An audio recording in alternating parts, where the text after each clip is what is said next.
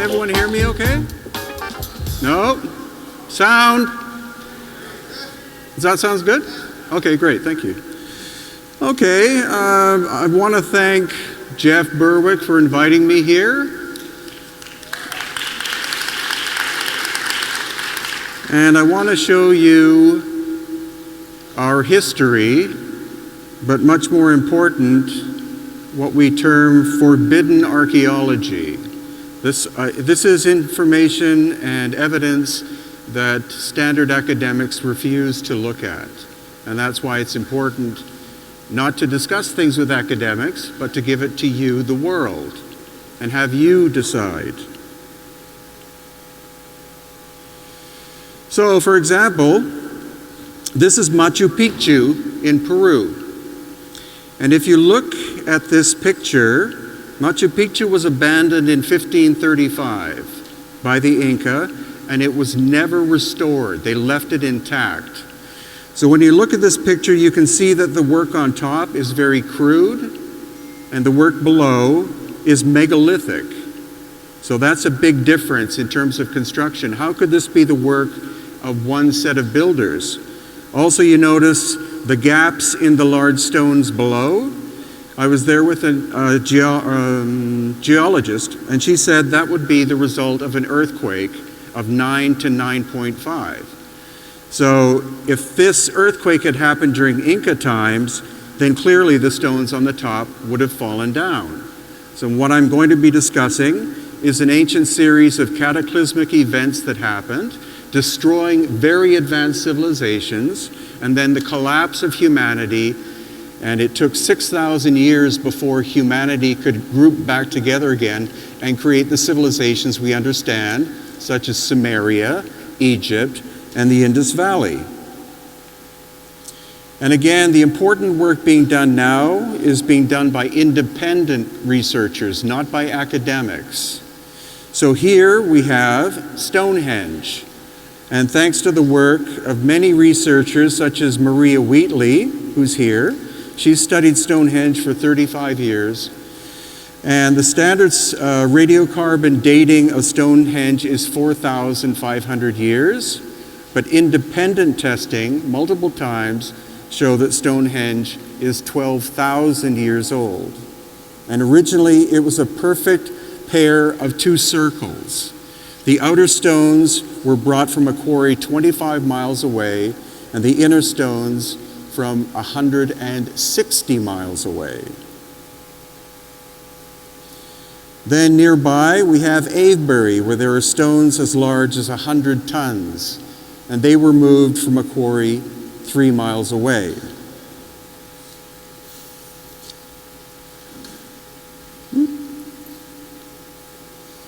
So, looking more at this cataclysm, of course, we all know of the flood from the Bible, but there are more than 400 indigenous cultures that talk about a series of cataclysmic events that destroyed their world, whether that was an island or a continent or whatever, very much in the distant past. And thanks to scientific evidence, we're able to see that there was a series of cataclysmic events that happened likely from things that came from outside of our solar system, came into our solar system, and wreaked havoc. And also thanks to recent advances in technology, this, of course, is the mythical city of Atlantis.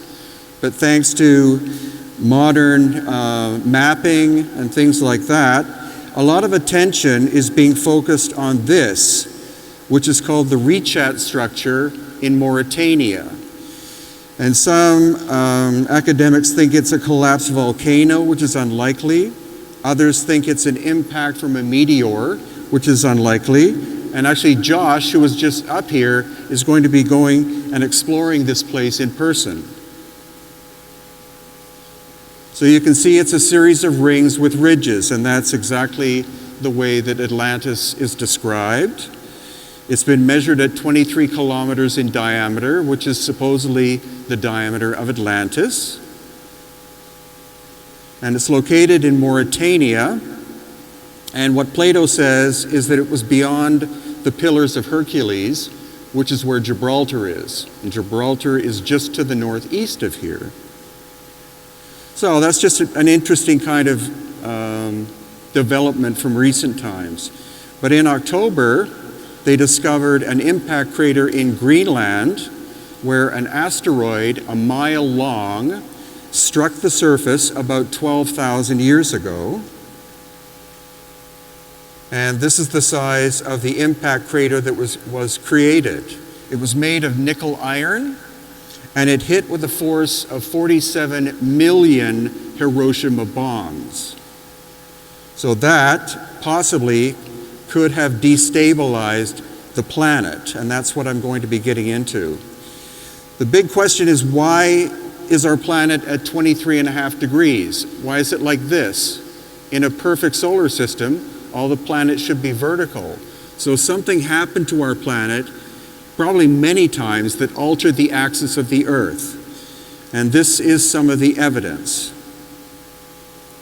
We have the megafauna of North America, of which there were 120 species, and they all died off, all millions of them, over the course of less than 1,000 years. So that wasn't simply a climate change, it wasn't the destruction by native people. I think what happened is that this massive destructive event caused the axis of the Earth to shift very rapidly. And that's why hundreds of thousands of woolly mammoths have been found in Siberia with fresh buttercups in their mouths. They were eating food one minute, they were flash frozen the next minute. And so a number of different theories cover this. Work by Allen and Dallaire, who believe that a number of comets or comet fragments entered our atmosphere and struck the Earth and altered the axis. And they believe this happened about 12,000 years ago. And then following up on this is the work of Barbara Hahn Clow. And she believes as well that this happened 12,000 years ago and created an effect on what was left of humanity called catastrophobia. It was so devastating that it caused mental anguish for thousands of years. And she believes that the so-called caveman period is from 12,000 years ago to 6,000 years ago. That because of all of the devastating effects, those that survived had to find refuge somewhere underground. And again, 12,000 years ago. And then the work of Dr. Paul Laviolette with his superwave theory. And with this, he believes that every 13,000 years, the center of our galaxy emits energy that goes across the galactic plane. That includes radiation. And so he believes the last event of this sort happened 12,000 years ago and included this energy going straight through our sun and sending pulses of plasma towards our planet, causing the vaporization or rapid melting of much of the North Pole. And then the sea levels rose by 350 to 400 feet very rapidly. That is the ancient flood. And backing this up is the work of Dr. Robert Schoch, who again believes that solar outbursts happened 12,000 years ago that melted the poles very rapidly, rapidly rising the sea level and destabilizing the planet. So not just the asteroid striking, but suddenly you have ice turn to water, and that would cause the Earth to destabilize, and then finally it would find a balance point. And from that, I was able to write my own book, Aftershock, about these devastating events that likely took place over the course of 300 or 400 years. So the people are gone, the written records are gone, and what we're left are stone constructions. So this is in Cusco, Peru. And you can see on the right-hand side, super tight-fitting stonework of great precision. And then on the left-hand side, much cruder work, some stones being put back into place. And then when they ran out of that material, they had to find other stone to put in. And when we look at the first topographical map of the city of Cusco by the Spanish, you can see thin walls and thick walls. So that shows you around 1535 that this map maker was distinguishing between the megalithic structures, which are the thick walls, and the thinner walls, which are the Inca repairs. And you can see none of the megalithic structures are intact, so Cusco was hit by a devastating series of cataclysms. And then also in Cusco we have these polygonal structures. So what you're looking at is the early megalithic construction on the bottom, and then the Inca repair work above it. And at another location called Sacsayhuaman, which is above Cusco, this megalithic wall, you can see the Inca repair work on top. Some of the stones in this wall weigh 120 tons. And there are no trees, or there were no trees during Inca times that grew straight, so you had nothing to use as rollers. So how would they have moved those stones from the quarry? And during the last phase of the Inca before the Spanish conquest, this is an example of a royal palace of the Inca. So you can see it's made basically up of mud walls. This is Inca period construction. And then when we go to Ollantaytambo in the Sacred Valley of Peru, again, you have these megalithic stones, and then you have Inca repair work on top of it. And back to Machu Picchu, that beautifully curved wall in the background. Notice the two top layers of stone were put back into place crudely by the Inca. So the Inca found Machu Picchu, and then they rebuilt it. And then notice the crude wall in front. And also at Machu Picchu, a three-sided structure. The right-hand side has sunk down by 2 feet. And again, I was there with a geologist. She said that is a 9 to 9.5 earthquake. If it had hurt or damaged this wall this much, the rest of the city would have been devastated if all of this construction was done during Inca times. And this is a location called Sayhuite. You notice that huge megalithic stone has been snapped in 2 pieces as if it was styrofoam. That's not a natural crack. And one of the most curious places on earth is called Pumapunku. And the stone here was brought from 2 quarries, one 45 miles away and the other 8 miles away. And some of the stones at Pumapunku weigh 131 tons. And there has been some excavation done, but they've only gone down about 2 feet. Again, standard academics. And when you ask them, why don't you dig deeper? They say, because there's nothing there. But independent ground-penetrating radar has found that there are giant chambers underneath Pumapunku that the government doesn't want excavated. And as well, the large sun gate that weighs 11 tons. You see the crack in it? It in fact was snapped in 2 pieces. The Tiwanaku culture, famous for being in this location, found it lying face down, broken, raised it back up, and did the etching carving on the surface, because at almost all the megalithic sites you find no artwork whatsoever. It's solely form and function. And yet, of what you've seen so far, academics insist that these bronze tools were responsible for all the work. So let's move on to Egypt. So here in Egypt, the sarcophagus on the right-hand side is made of granite. You can see it's very crude in construction. And then this is where they make mistakes that I love. So the one on the left, they say is First Dynasty, so it's older. It's made of 1 block of granite stone from 500 miles away.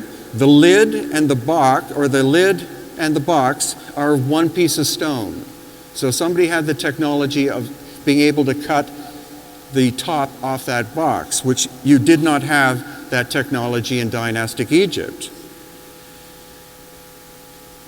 As well, hiding in a dark corner in the Cairo Museum is an unfinished box, and we can see the machine tool marks. Whoever was operating the saws, there were two of them, 6 feet in diameter, circular saws, cutting. The top saw started to cut into the box and snapped the lid off. And then as well, we have vases, dishes, and other receptacles made of porphyry, basalt, and diorite, which you can only shape with diamond tools. And so these are examples that they actually have on display. We don't know what fascinating artifacts they're hiding because they're too controversial, but you see these were clearly made on a lathe, and they're listed as being archaic, which means pre-dynastic. So they're telling us that these were made prior to the invention of the potter's wheel. And if there were 9 of them, that would be curious, but in fact, they found 30 to 40,000 of them in one location. That's a lot of work. And then the Great Pyramid. The Great Pyramid is not a 4-sided structure, it's 12 or 8-sided. And recently, geologists have found out that none of the limestone that make up the Great Pyramid is from the Giza Plateau. It's all from Cairo. So that means that each one of the 2.5 million multi-ton blocks that make up the Great Pyramid had to somehow cross the Nile, and that this was built in 25 years. That means each stone was cut, moved, and set into place every 2 minutes. Also, there's a whole system of shafts and tunnels. This is out of bounds on the Giza Plateau, but if you pay money to the local guards, you get to see lots of stuff which is off limits. So I've been 4 levels under the Giza Plateau, and I've been told that there are another 10 levels that go down, cut into the bedrock.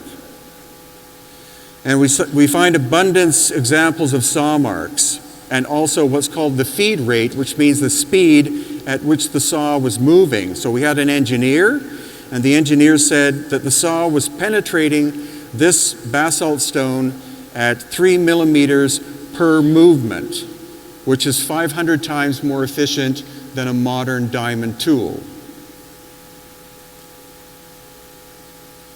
And as well, the Great Sphinx, the face was obviously recarved during dynastic times because you see the amount of erosion on the neck is much more than the face.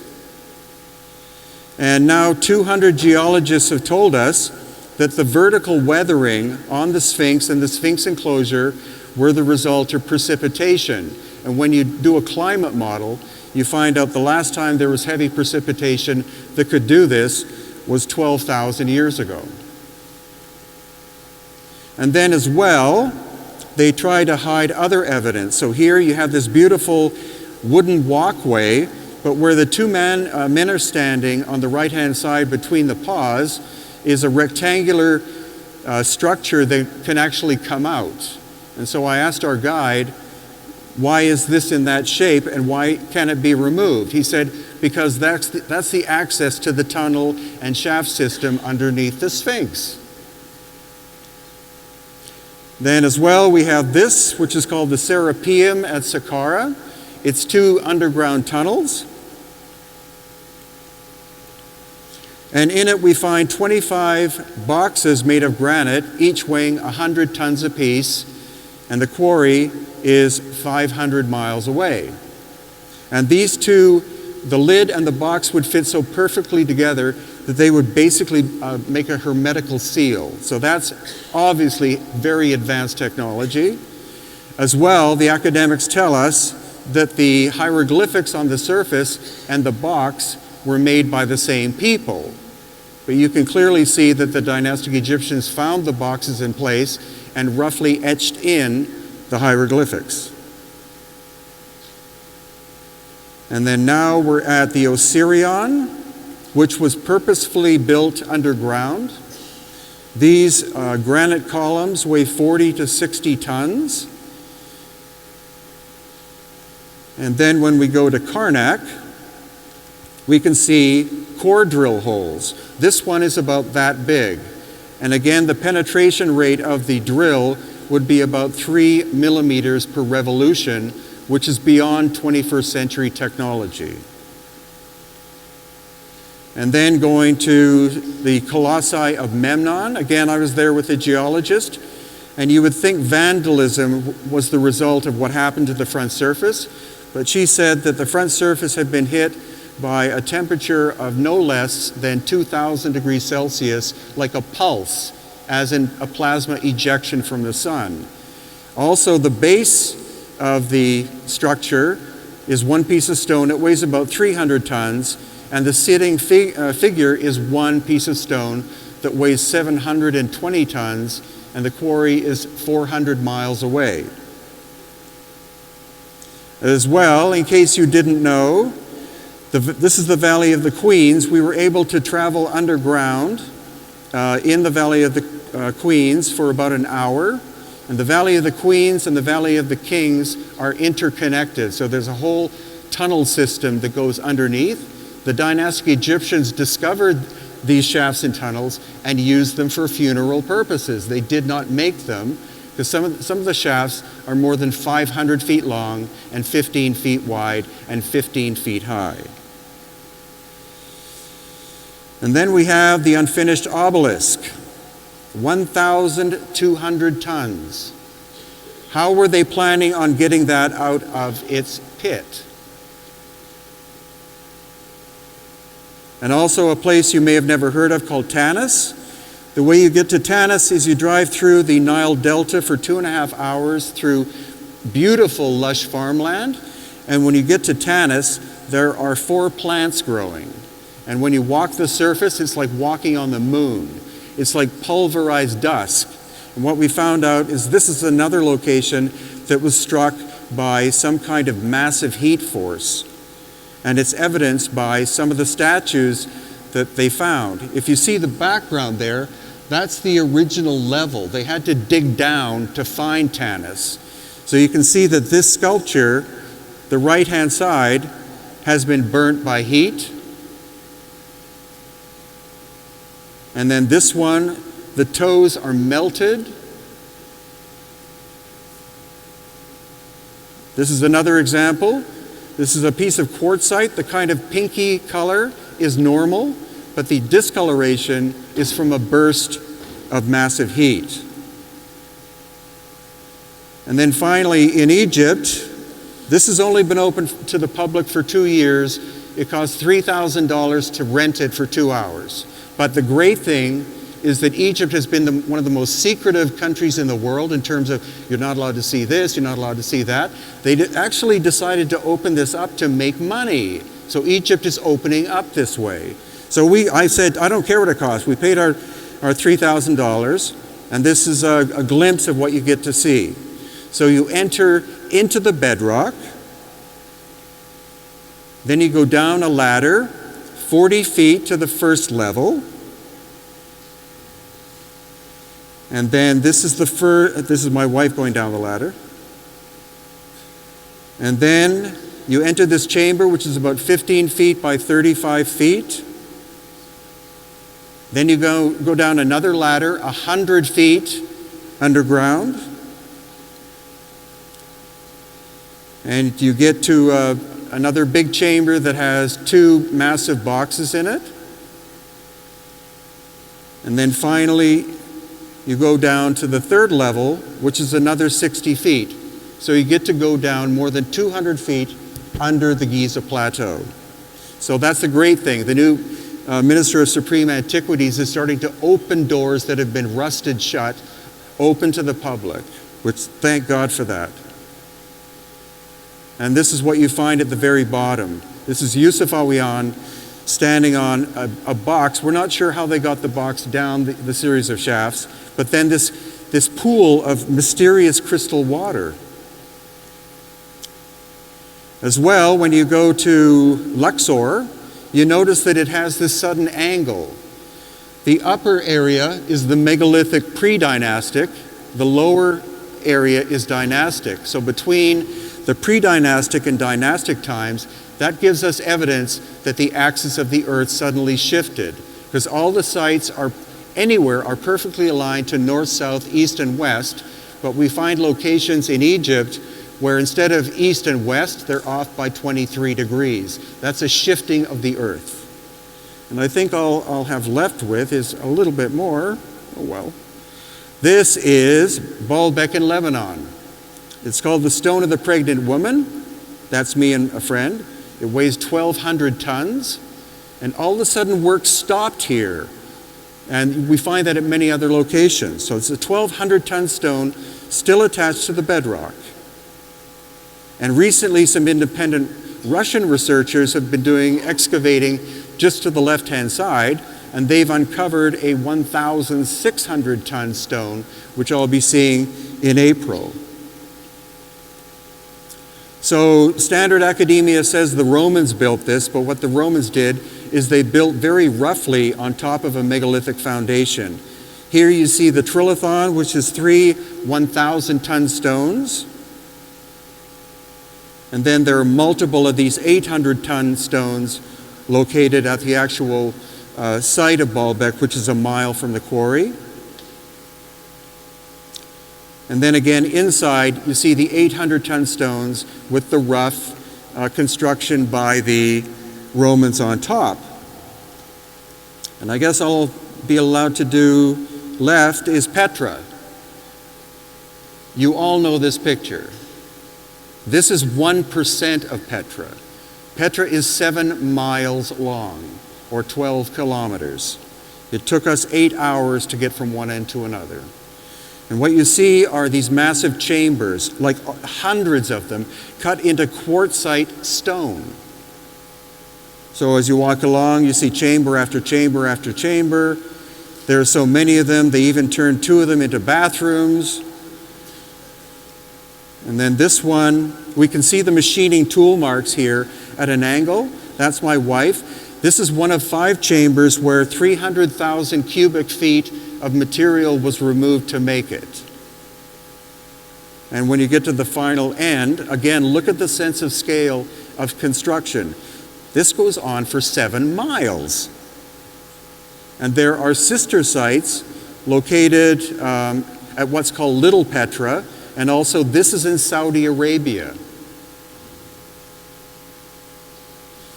And if you didn't know, under the Western Wall in Jerusalem, there's a stone block that weighs 500 to 600 tons, not done by the sons and daughters of Israel, maybe during the Canaanite period. Then there's lots of megalithic stuff in Greece and Italy and Japan and Easter Island. And I'm afraid that's all I have time, but I hope you're mildly overwhelmed by what you were able to see. Thank you.